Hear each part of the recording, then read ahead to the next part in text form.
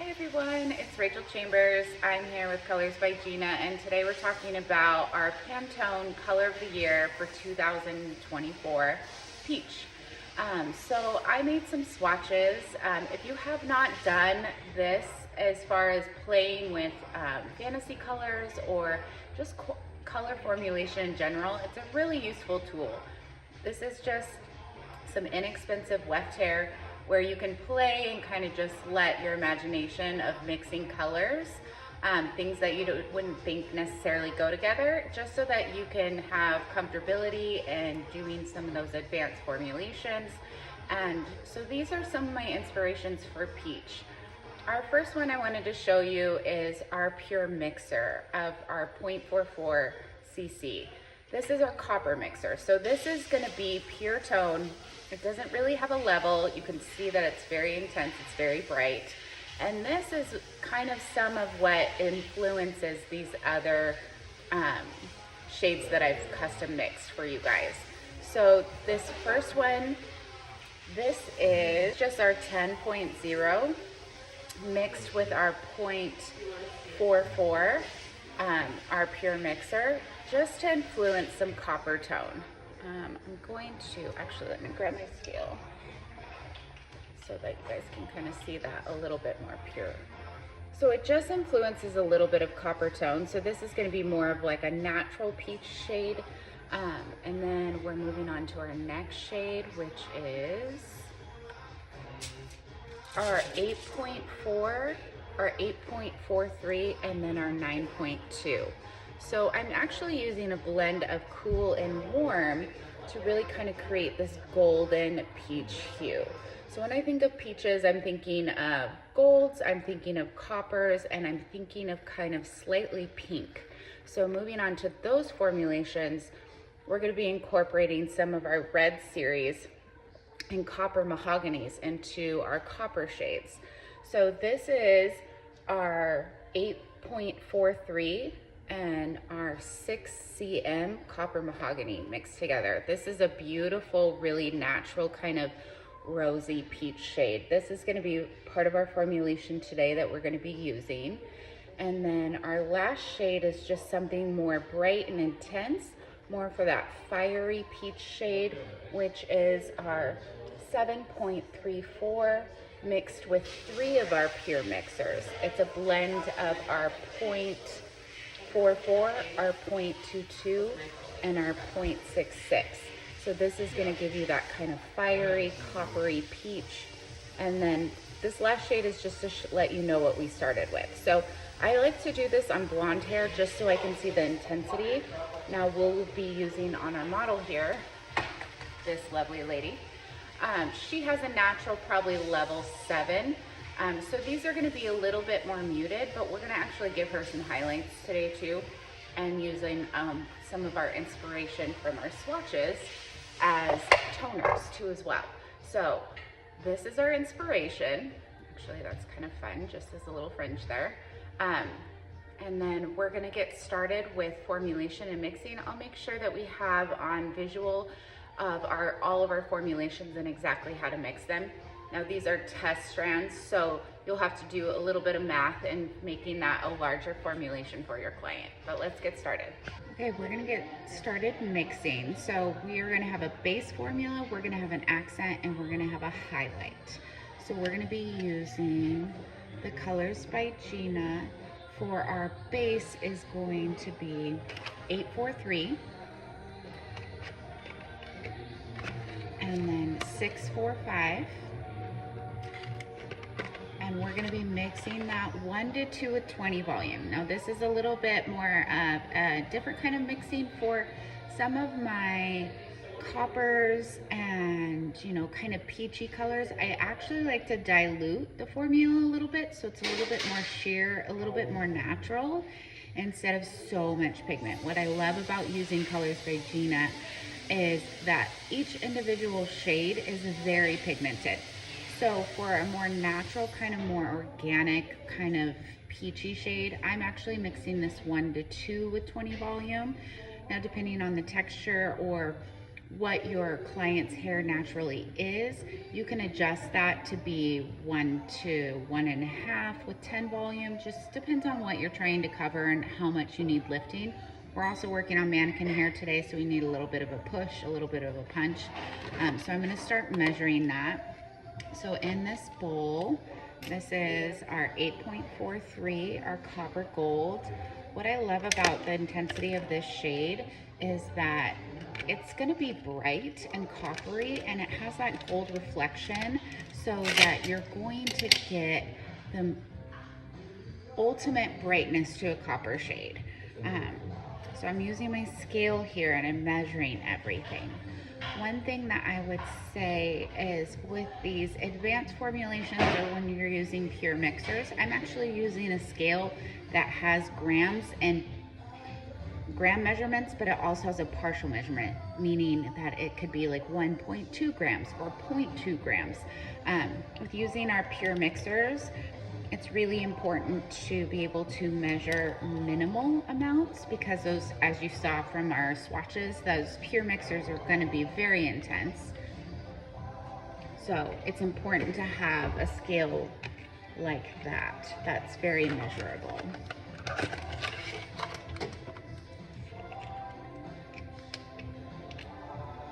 So we're measuring 50 grams of our 8.43, our 8 copper golds. We're going to be measuring 20 grams of our 6.45, our copper mahogany. Now, our copper mahogany is a really interesting shade because we have copper being the forward tone that you're gonna see, but then also mahogany, which is a red violet. So it's not only gonna complement the copper with having the red, but it's also gonna soften with the violet background as the third shade that's in the tube. So it's a really beautiful, just kind of natural shade. And one thing I like to do when I'm mixing shades, or grab my whisk, I like to mix everything with a whisk. Reason being, and actually I like to mix these shades before you actually add developer to it at all. And what that's gonna do is just gonna blend the colors, especially if you're using pure mixers. You really want that to be blended within the shades that are going in the bowl. So I'm just gonna start by mixing that together there and blend those two colors together in the bowl.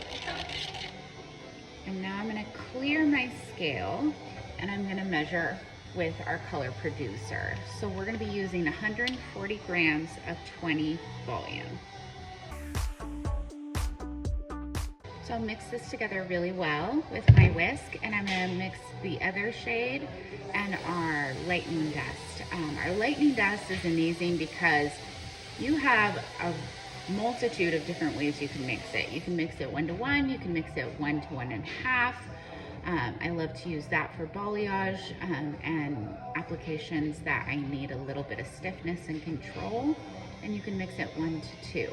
So it's really to the viscosity that you would like it to be, and that's what's really nice about using lightning dust. Not only is it a powerful lightener, it's going to lighten quickly and really protect the hair as you lighten, but you can mix it accordingly to what you like to see and feel in a lightener. Okay, so now that we've got mixed up, I've got my bowls. My bowls are already pre-mixed. I like to actually use like a chalkboard marker on the side of my bowl just to label them. And then we also have our accent. So we have our base, we have our accent, and we have our lightning dust mixed with 20 volume, 1 to 2. So I'm gonna get started with my mannequin. I have this sectioned off into 4 sections. So we're parting down the middle, or I guess it's a little off center, but this isn't gonna be part specific as far as layout. And then we have the whole back section sectioned into 1. We're gonna be doing horizontal sectioning. And basically I'm just gonna be using some very large foils to kind of make quick work of some accent foiling. When you're doing an all over color, I think it's important to actually give something different than what the client can do at home. We all know that there's box dye out there, and of course we know the bad things about it, but I like to give a signature to even my all over colors. So we're gonna be doing just a few little foils.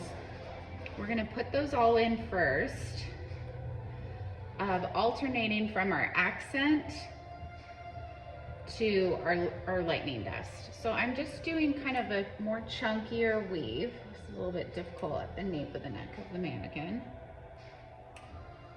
So a chunkier weave. I'm gonna put that foil in. We're gonna start with the base, and we're gonna go about an inch down on the foil. And then we're gonna go in with our accent, kind of blend those two colors together. Now you can get creative as you want with as far as if you pull it down longer than an inch, or if you're staggering how you pull it down. But the most important thing I think that I would say is when you're doing an application like this, because we're gonna go back through and touch up the roots, I'm slightly slipping my foil down so that it exposes the roots, so when I flip these foils over, it's gonna be easily able to access and we're not missing any gaps in coverage. So be creative as you want. If you want more impact of dimension, you're gonna do foils closer together. If you're just wanting little pops and hints, you can do further apart. This can also be customized for just around the hairline. You can really get creative with this, but I just feel like this is a really great way of creating dimension really easily, very quickly, in an all over color situation. So once again, base.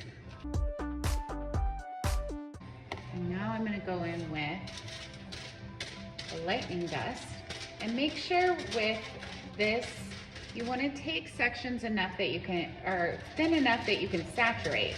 So it's important not to take too much, but also using the foil and rolling the hair on it by doing a, cross motion is gonna make sure that you get it completely saturated. Okay, we're gonna slip that foil down a little bit. And fold this guy up.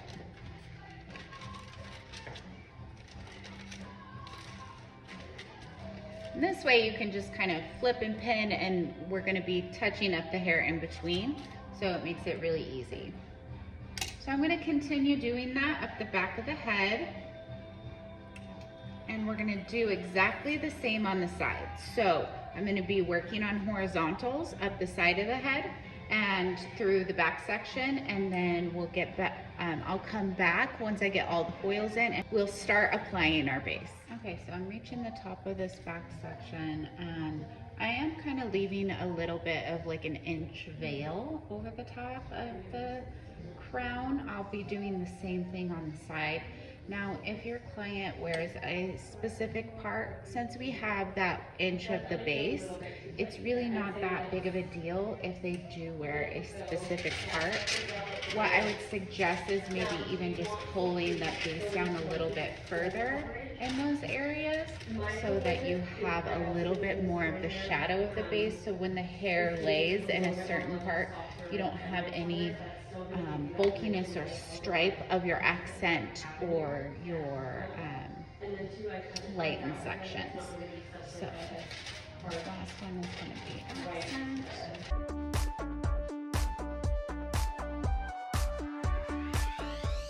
Depending on the head shape that you're working on, sometimes I think working on the side of the head to incorporate the back works nicely, because it helps to like speed up your foiling time. So here on the sides, I'm doing a slight diagonal back, and I'm actually incorporating some of this hair here is the edge of her ear right here. So you can kind of see that I'm going behind that, and I am incorporating some of the hair from the back of the head. So don't worry about necessarily always breaking your sections up to exactly how you want them to be, as far as limiting you to one certain part of the head. You can actually incorporate some of this hair behind the ear really easily on the side of the head. Now that we've got our foils in, you can see I have about 5 on the side and 1, 2, 3, 4, 5, 6, 7 in the back.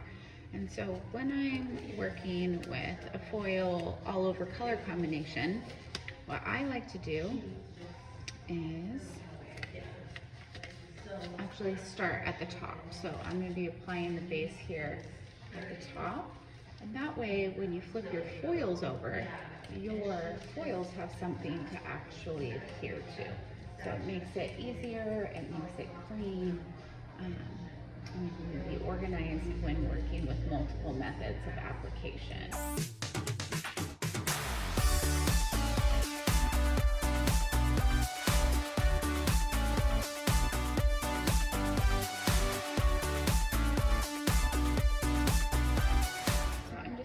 Through these sections, and then we're going to process for 35 minutes.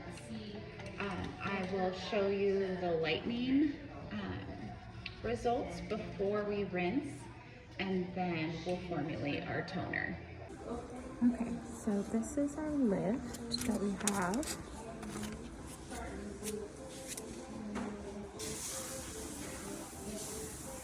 So we still have a little bit of yellow. I mean, this is mannequin hair, so you can see that it's not an even lift if you were working on natural hair. But that's good enough for the shade that we're going to be toning with. So I'm going to go ahead and rinse. But that's just kind of a close-up of the staggered line that you're going to do when you blend this. And we'll go rinse. Okay, so I actually ended up not wanting to tone this. I kind of like the golden color that the highlights are. You can see them there.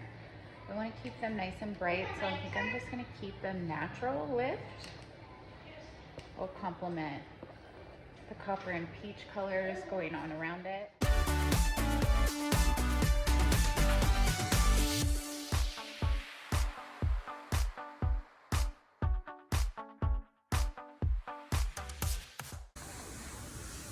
Okay, here's our finished result. We have these beautiful rosy peach with them mixed with a little bit of the more vibrant copper. These highlights just look beautiful, and you can kind of see as the hair moves, it just really gives something interesting to look at. And this color is absolutely gorgeous. Thanks you guys for being here today. Appreciate your time and attentiveness, and look forward to seeing you sometime soon.